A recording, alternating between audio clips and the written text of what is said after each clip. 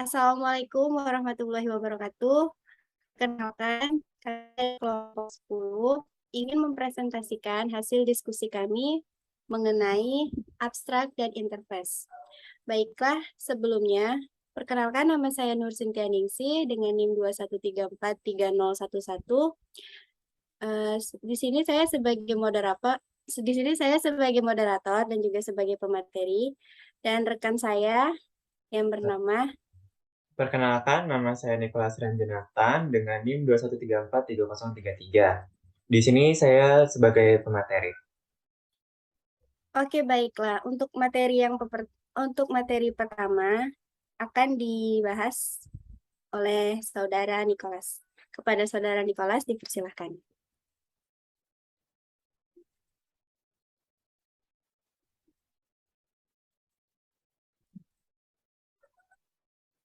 Oke, yang materi pertama itu mengenai interface.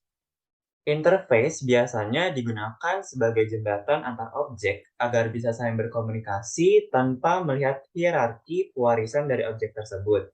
Untuk memudahkan memahami interface dan manfaatnya, coba amati kelas diagram berikut ini.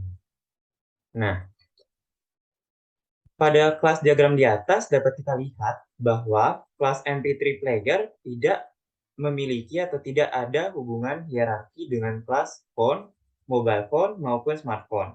Akibatnya, kelas MP3 Player tidak dapat dimasukkan sebagai parameter di metode charge yang ada di kelas USB Charger. Sedangkan kelas mobile phone dan smartphone dapat dimasukkan ke metode charge karena merupakan turunan dari kelas phone. Selanjutnya mengenai interface, dari masalah yang tadi, kita itu menginginkan semua kelas bisa dimasukkan ke metode charge. Lalu bagaimana solusinya? Kita bisa menggunakan interface. Cara menggunakan atau cara membuat interface adalah dengan menggunakan keyword interface, seperti ini. Yaitu dengan public, interface, lalu nama interface-nya. Dalam contoh itu chargeable.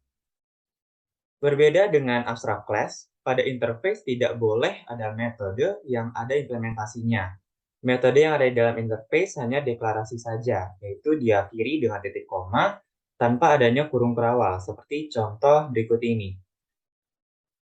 Yaitu public, interface chargeable, lalu di dalamnya itu ada public void do charge, yaitu deklarasi metode tanpa adanya implementasi. Interface dapat diimplementasikan oleh kelas lain. Caranya yaitu dengan menggunakan keyword implements. Sebagai contoh, kelas MP3 Player yang mengimplementasikan interface dari chargeable. Seperti ini. Yang ketiga ini yaitu public class MP3 Player, lalu ada kata kunci implements, baru nama dari interface yang diimplementasikannya. Semua metode yang ada pada interface harus diimplementasikan ulang pada class yang mengimplementasikannya. Misalnya pada interface chargeable, terdapat metode doCharge, maka class MP3 Player yang notabene mengimplementasikan interface chargeable harus mengimplementasikan ulang metode doCharge tersebut. Contohnya seperti ini. Kita sudah mendeklarasikan interface dengan metodenya, lalu pada kelas MP3 Player kita harus seperti menulis ulang atau mengimplementasikan ulang metode interface chargeable tersebut. Interface class diagram. Adapun class diagram dari contoh sebelumnya atau contoh di atas adalah sebagai berikut. Nah, pada interface ditambahkan tanda interface di atas nama interface-nya, yaitu seperti di atas nama chargeable. Kemudian, kelas yang mengimplementasikan interface tersebut diberi tanda panah dengan garis putus-putus yang mengarah ke interface, yaitu yang garis tanda panah yang ada di antara interface chargeable dengan MP3 player. Oke, materi selanjutnya yaitu kita akan membahas abstrak class. Abstrak class adalah sebuah kelas yang dideklarasikan sebagai abstrak. Di dalamnya bisa terdapat metode biasa dan bisa terdapat abstrak method. Abstrak class tidak bisa diinstansiasi atau dibuat objeknya. Untuk membuat objek dari abstrak kelas tersebut, pertama-tama harus diturunkan terlebih dahulu atau diwariskan. Cara membuat abstrak kelas adalah seperti ini. Di sini kita tambahkan ada namanya abstrak kelas font. Dan di sini ada apa namanya itu? Tambahkan string font number-nya. Abstract method adalah metode yang hanya dideklarasikan dan tanpa implementasi atau diakhiri dengan titik koma, diakhiri deklarasi, dan tidak ada kurung kurawal. Contoh abstract method adalah seperti berikut. Nah, di sini ada abstract class font. Abstract method tanpa implementasi. Di sini ada abstract void, abstract void call, dan end call. Inheritance pada abstract class itu adalah ketika sebuah kelas mewarisi sebuah abstract class, maka kelas tersebut hanya mengimplementasi ulang semua abstract method yang ada di paretnya. Jika tidak, maka kelas tersebut juga harus dideklarasikan sebagai abstrak. Perhatikan contoh berikut. Laptop itu khusus untuk PPT-nya. Phone number. Nah, di sini ada set number, phone number atau string, call, dan end call. Metode call yang bersifat abstrak ini sehingga ia tidak ada implementasinya, hanya deklarasinya saja dan parameternya, tapi langsung ditutup tanda titik koma. Seperti ini. Pada kelas diagram di atas itu, kelas phone adalah abstrak kelas. Maka nama kelasnya harus ditulis miring. Di dalamnya terdapat metode call dan end call yang merupakan abstrak method. Maka harus ditulis miring juga. Sehingga metode set phone number bukan abstrak method. Maka ditulis tegak. Selanjutnya, untuk menginstansiasi kelas phone tersebut, maka dibuatlah kelas turunannya yaitu smartphone. Yang ini, yang di dalamnya mengimplementasi ulang metode-metode abstrak yang call dan end call. Sedangkan metode set phone number bukan metode abstrak, jadi tidak perlu diimplementasi ulang. Baiklah, di sini langsung saja saya akan menjelaskan itu perbandingan antara abstrak dan interface. Di sini saya akan menjelaskan bagian abstraknya saja.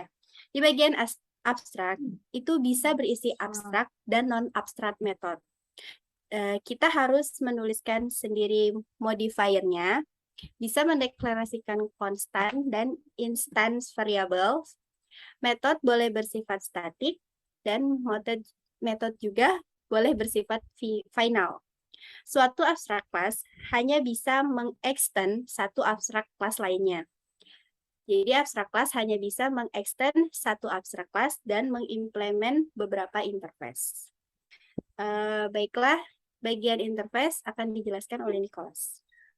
Oke, jadi di bagian interface ada beberapa perbedaannya. Yang pertama, hanya boleh berisi abstract method.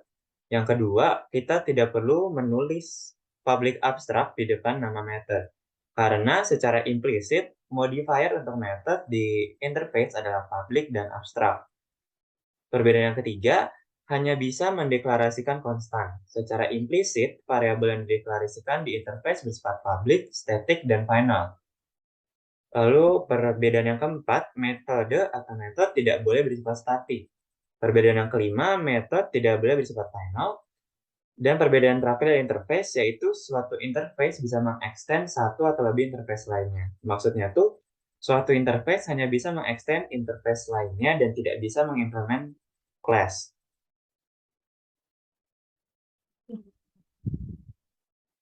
Selanjutnya, mengenai perbandingan signifikan. Nah, di abstract class memiliki banyak kemiripan dengan interface, yaitu sama-sama tidak bisa diinstansiasi dan keduanya dapat memiliki metode atau metode yang dideklarasikan tanpa atau dengan implementasi. Pada bagian kanan akan dijelaskan oleh Cynthia. Oke, pada bagian abstract class, kita bisa membuat properti yang tidak statik dan final. Kita juga bisa membuat metode yang public, protect, dan private. Sedangkan pada interface, semua properti secara otomatis public, static, dan final. Semua metode adalah public.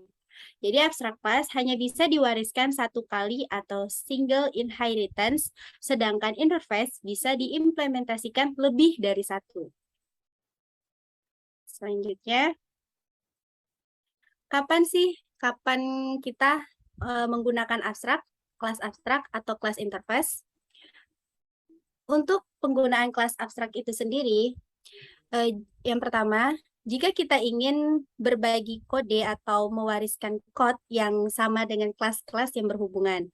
Yang kedua, jika kita ingin membuat beberapa kelas dengan metode dan properti yang hampir sama. Dan yang ketiga, jika kita ingin mendeklarasikan properti yang tidak statik dan tidak final, dengan cara ini kita bisa mendefinisikan metode dan implementasi yang berbeda-beda di tiap kelas yang mewariskan abstrak kelas tersebut. Untuk bagian penggunaan interface akan dijelaskan oleh Saudara Nicholas. Lalu kapan sih kita akan menggunakan interface? Nah, yang pertama, jika kita ingin mengimplementasikan interface ke beberapa kelas yang tidak berhubungan secara hierarkis. Yang kedua, jika kita ingin menspesifikasikan behavior dari beberapa objek, namun tidak mau tahu bagaimana implementasi dari behavior tersebut. Dan yang ketiga, jika kita ingin memanfaatkan multiple inheritance. Lalu, kami mendapatkan beberapa kesimpulan. Kesimpulan yang pertama, interface merupakan penghubung antar objek. Interface bersifat abstrak sehingga objek yang menggunakannya tidak akan peduli bagaimana ia diimplementasikan. Yang kedua, karena bersifat abstrak, interface tidak bisa dibuat objek instance dengan kata kunci new. Kesimpulan yang ketiga, interface sebenarnya mengamalkan prinsip abstraksi dan enkapsulasi atau pembungkusan. Lalu selanjutnya, kelas abstrak dan interface sama-sama digunakan untuk membuat abstraksi. Kesimpulan berikutnya dijelaskan oleh Cynthia. Oke, untuk kesimpulan yang berikutnya, di sini keduanya hampir memiliki sifat yang sama, tapi ada bedanya. Apa itu? Bedanya yang pertama, di kelas abstrak kita bisa membuat properti atau variabel, sedangkan di interface kita cuma bisa membuat konstantanya saja. Dan yang kedua, di kelas abstrak kita bisa implementasi code method seperti kelas biasa, sedangkan di interface harus menggunakan default. Dan yang ketiga, di kelas abstrak dapat memiliki member private dan protect, sedangkan interface harus public semua. Dan yang terakhir, kelas abstrak diimplementasi dengan pewarisan atau extends, sedangkan interface menggunakan implement. Baiklah, selanjutnya di sini kami akan mereview masing-masing jurnal dari kami. Yang pertama itu saya persilakan Saudara Nicholas untuk mereview jurnalnya. Terima kasih Cynthia. OP yang saya buat. Jurnal yang saya ambil yaitu berjudul Order of Explanation Should Be Interface, Abstract Classes, dan Overriding. Penulis yang ditulis oleh Rudolf Pesinowski dan Jarmila Pavlikova pada tahun 2007 di jurnal Proceedings of the 12th Annual SIGCSE Conference on Innovation and Technology in Computer Science Education atau disingkat ITICSE di Dundee, Scotland, UK pada tanggal 25-27 Juni tahun 2007 di halaman 338. Nah, pada jurnal tersebut disebutkan tentang triumvirat OOP. Apa itu triumvirat? Triumvirat itu dalam Kamus Bahasa Indonesia, Kamus Besar Bahasa Indonesia dijelaskan bahwa triumvirat itu adalah 3 penguasa. Namun dalam OOP ini seperti 3 subjek penting dalam OOP, yaitu inheritance, abstract class, dan interface. Biasanya dalam buku-buku yang menjelaskan mengenai OOP, triumvirat OOP ini akan dijelaskan dengan urutan yang pertama yaitu inheritance dan overriding, dilanjutkan dengan abstract classes, dan diakhiri dengan interface dan implementasinya. Namun sebenarnya urutan tadi itu mematahkan pola pedagogis dari early bird yang berbunyi atur kursus sehingga topik terpenting diajarkan terlebih dahulu.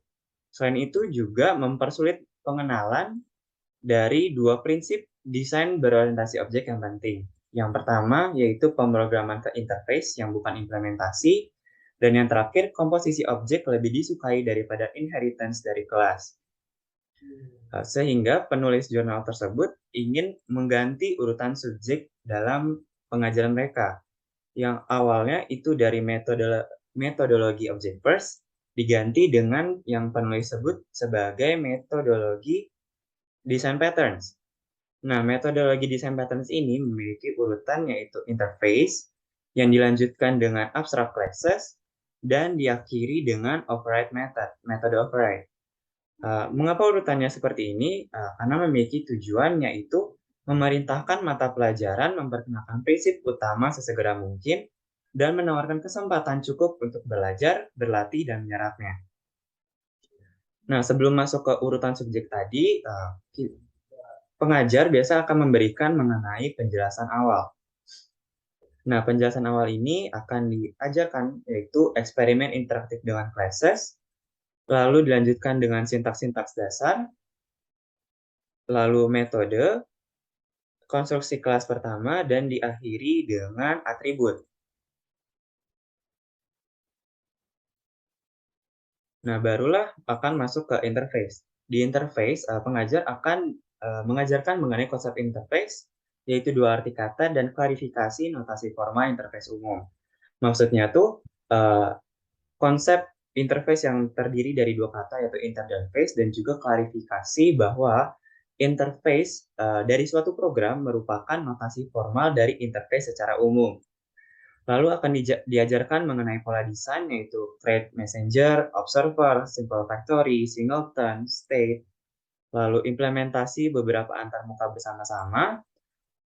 Selanjutnya ada inheritance dari interface, warisan dari interface, lalu ada konstruksi algoritmik, yaitu pernyataan kondisional dan siklus, lalu ada tentang koleksi, array, pola desain lanjutan, yaitu iterator, metode factory, brace, dan strategi.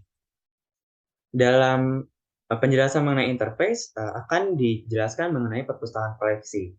Nah, perpustakaan koleksi ini tidak akan menyinggung sama sekali mengenai abstract classes. Namun hanya akan menyinggung yaitu relasi interface dan kelas implementasinya. Dalam pengajaran mengenai perpustakaan koleksi ini, para pelajar akan bertemu dengan kelas, yaitu implementasi dari interface, lalu bekerja dengan kelas tersebut, dan merancang kelasnya sendiri. Mengapa seperti ini? Karena supaya pelajar memiliki kesempatan cukup untuk menyerap konstruksi OOP utama dan memasukkannya dalam pemikiran mereka. Lalu setelah perpustakaan koleksi, maksud saya perpustakaan koleksi itu merupakan titik awal terbaik untuk mempelajari kelas abstrak. Mengapa? Karena perpustakaan koleksi ini akan disajikan sebagai hibrida antara kelas standar dan juga interface. Di kelas standar menginginkan adanya kemampuan menentukan bidang dan menerapkan metode, sedangkan dari interface menginginkan adanya kemampuan mendeklarasikan metode abstrak. Lalu barulah masuk kita ke abstract classes. Nah, di abstract classes ini akan dijabarkan beberapa penjelasan, yaitu yang pertama, abstract classes dapat digunakan untuk interface yang menawarkan metode yang dapat digunakan. Lalu yang kedua, berfungsi sebagai jenis adaptor khusus yang memungkinkan anaknya menerapkan hanya metode yang diminta interface implementasi. Yang ketiga, abstract classes membutuhkan beberapa child karena tidak dapat memiliki contohnya sendiri. Abstract classes pada pengajar ini juga akan ditunjukkan bagaimana mendefinisikan kelas, yaitu anak-anak dari kelas abstrak atau biasa disebut sebagai subclass, yang dapat mewarisi metode yang diterapkan dengan cara yang mirip seperti interface orang tua dan anak. Dan yang terakhir, pada pengajaran abstract classes akan diajarkan bahwa anak dari kelas abstrak harus menerapkan semua metode abstrak induk sesuai aturan yang sama, karena kelas mengimplementasikan interface dengan abstrak yang sama. Selanjutnya, pada abstract classes akan diajarkan mengenai sudut pandang metode abstrak. Di sudut pandang metode abstrak ini akan ditemukan bahwa inheritance induk kelas abstrak sama dengan implementasi interface metode abstrak yang sama. Lalu dari sudut pandang child class akan ditemukan bahwa perbedaan yang signifikan yaitu kelas dapat menerapkan jumlah interface semaunya, namun hanya dapat memiliki satu induk kelas. Nah, child class akan diajarkan bahwa child class dapat didefinisikan untuk kelas abstrak, kelas standar, dan konkret. Aturannya itu sama tanpa kewajiban menerapkan beberapa metode abstrak. Dan yang terakhir yaitu metode template pola desain dan menunjukkan pengaplikasiannya di perpustakaan koleksi dan pola desain komen. Lalu yang subjek terakhir yaitu mengenai metode overriding. Di metode overriding akan dijelaskan mengenai prinsip dan fungsi metode overriding dan juga pengkhianatannya dalam beberapa situasi. Selanjutnya akan dijelaskan bahwa inheritance dapat merusak enkapsulasi, lalu di mana warisan kelas harus berada dan di mana tidak boleh digunakan. Yang keempat, pola metode template akan dirancang sekali lagi dan akan dijelaskan seringkali dapat digunakan untuk mendefinisikan beberapa versi implisit dari metode yang digunakan. Lalu berkat keterlambatan penyataan subjek ini, kita dapat memanfaatkan pengalaman pelajar dan menunjukkan contoh-contoh berdasarkan program yang pelajar temui. Lalu apa aja sih manfaat dari pengubahan urutan subjek tersebut? Manfaat yang pertama yaitu penerimaan yang lebih baik terhadap prinsip-prinsip OOP. Karena pelajar memenuhi prinsip desain dasar hampir dari awal dan melihat penerapannya, mereka segera menerima prinsip ini ke dalam pemikiran mereka. Lalu manfaat yang kedua yaitu mempelajari pola desain dari awal. Berkat penyertaan awal interface, dapat memperkenalkan pola desain hampir dari awal. Manfaat yang ketiga yaitu meratakan level awal, yaitu mengetahui latar belakang pemrograman pelajar dan dapat memberikan pengajaran yang terbaik dengan meratakan pemahaman para pelajar. Manfaat yang keempat yaitu persiapan dan validasi tugas yang lebih mudah dengan banyak varian. Konsekuensi menyenangkan dari menjelaskan interface ke dalam pelajaran awal adalah menempatkan ke tangan pengajar instrumen yang kuat untuk merancang tugas para pelajar. Selain itu juga membawa validasi yang lebih mudah dari pekerjaan yang diserahkan. Sekian presentasi dari jurnal saya. Baiklah, terima kasih kepada Saudara Nicholas yang telah mereview jurnalnya. Di sini saya sendiri yang akan mereview jurnal yang saya pilih. Judul jurnal yang saya pilih ada yang berjudul Implementasi Java Interface pada Pembuatan Aplikasi Multimedia Berbasis Android, yang disusun oleh Agung Prihandono dan Edi Nuraharjo. Di dalam jurnalnya, di sini kita akan membahas secara lebih singkat saja. Ada latar belakang, tujuan, metode penelitian, pembahasan dan hasil, serta kesimpulan. Yang pertama, latar belakang.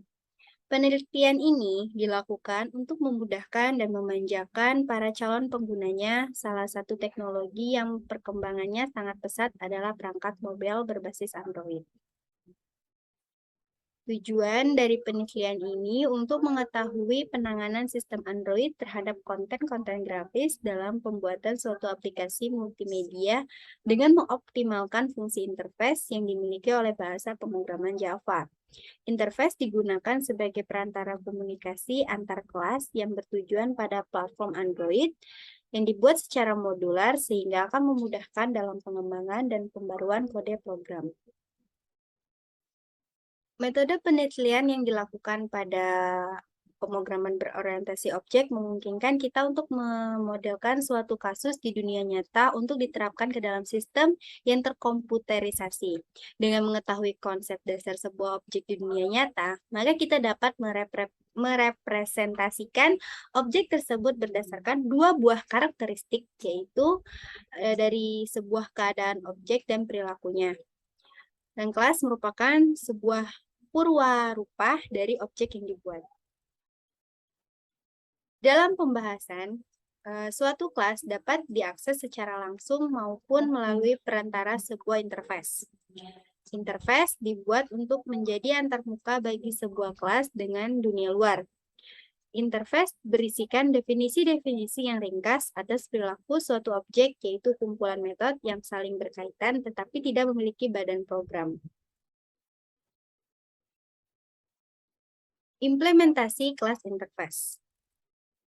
Interface yang menangani konten multimedia untuk aplikasi pada perangkat Android dibuat sebagai antarmuka antar proses yang terdapat di dalam aplikasi. Dengan menggunakan Android Developer, sebagai alat bantu dalam membuat proyek dan mengkompilasi menjadi sebuah aplikasi. Oke, ada yang namanya modul masukan. Modul masukan ini menangani bagaimana pengguna dapat berinteraksi dengan aplikasi melalui beberapa alat masukan, antara lain fungsi sentuh, penekanan pada tombol tertentu, atau masukan berupa pembacaan sensor accelerometer. Sebuah perangkat berbasis Android memiliki 3 buah metode masukan yang dikenal, yaitu layar sentuh, papan ketik. Nah, masing-masing masukan tersebut dapat membangkitkan berbagai event tertentu. Untuk layar sentuh, membangkitkan event sebagai berikut. Ada yang namanya touchdown, event yang terjadi ketika jari menyentuh layar. Dan touch drag, event yang terjadi ketika jari digerakkan secara mengusap di atas layar. Dan punch up, event yang terjadi ketika jari diangkat atau melepaskan dari layar. Selanjutnya, ada modul masukan yang bernama berkas IEO. Bagian ini menangani bagaimana aplikasi mengakses berkas eksternal yang diletakkan sebagai aset dari aplikasi. Membaca atau menulis suatu berkas merupakan hal yang mendasar dalam pembuatan aplikasi multimedia. Bagaimana ini mengatur aplikasi dalam memuat dan memainkan berkas audio tanpa melakukan berbagai pengelolaan pada berkas audio. Dalam memainkan berkas audio, mekanismenya dibagi menjadi 2 macam, yaitu memainkan audio yang menjadi suara latar dari aplikasi dan memainkan suara efek. Selanjutnya ada grafis. Nah, di bagian ini merupakan bagian yang kompleks berkaitan dengan aplikasi yang hendak dibuat, namun secara khusus bertugas mengelola bagaimana aplikasi memuat dan menampilkan beragam citra ke layar. Nah, grafis yang dibuat dalam bentuk 2 dimensi ini terdapat 4 poin, yaitu koordinat layar, warna, format citrat dan kompresinya, dan penggabungan citrat. Koordinat layar. Sistem koordinat pada perangkat menampil elektronik berbasis raster. Warna. Model warna yang diterapkan pada pemrograman grafis adalah menggunakan model RGB. RGB itu merupakan singkatan dari warna merah, hijau, dan biru. Format citra dan kompresinya.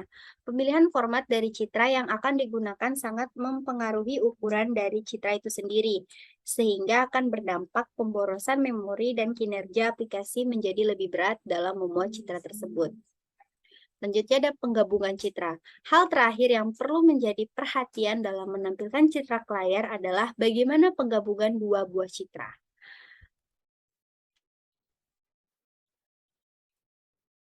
Oke. Selanjutnya, perancangan kode interface dibuat berdasarkan kebutuhan mengolah grafis sebagai berikut.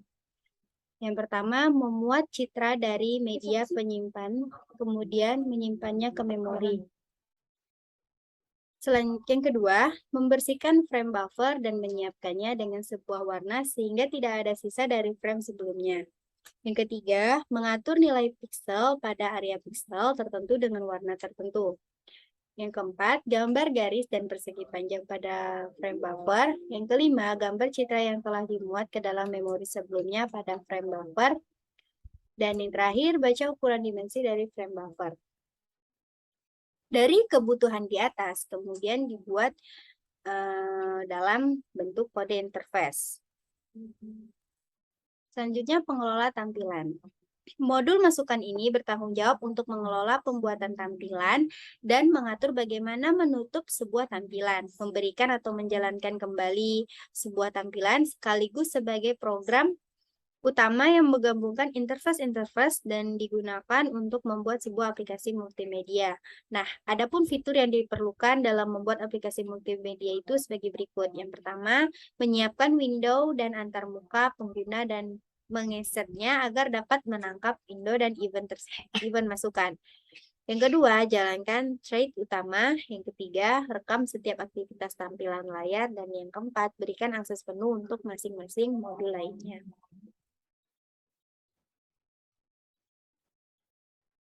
Selanjutnya, hasil penelitian.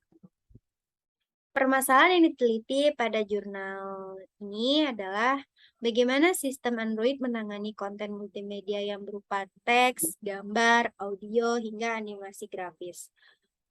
Yang kedua, bagaimana pemanfaatan Java Interface dalam pengembangan aplikasi multimedia pada perangkat Android. Dan yang ketiga, manfaat yang ingin dicapai pada penelitian ini adalah untuk memberikan wawasan tentang bagaimana menerapkan interface pada sistem berbasis Android, sekaligus memberikan gambaran pembuatan kerangka-kerangka aplikasi multimedia. Nah, kelebihan pada interface dan abstrak, kelebihannya pada abstrak, sistem berbasis Android itu mengizinkan kita untuk terkonsentrasi pada semantik dari berbagai aplikasi yang dibangun tanpa harus menunjukkan detail implementasi program dan mengizinkan kita untuk dapat mengubah cara implementasi secara mudah dan terpisah. Zainshare dan Green 2012.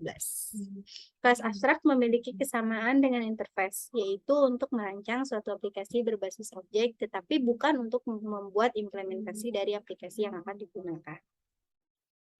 Oke, kesimpulan dari penelitian ini menghasilkan sebuah struktur kerangka aplikasi yang selanjutnya dapat digunakan untuk membangun suatu aplikasi multimedia secara terintegrasi. Pengembangan dilakukan secara modular sehingga memudahkan dalam pembaruan fitur dari aplikasi tanpa harus merubah struktur program. Selanjutnya diharapkan dapat dikembangkan menjadi sebuah framework yang lebih menyeluruh.